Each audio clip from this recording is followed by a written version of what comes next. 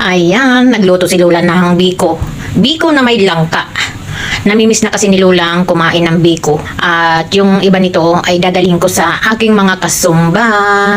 Akin silang patitikimin ng yummy kong biko. 3 tray ang aking nagawang biko.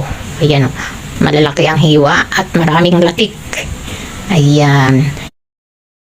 At ayan.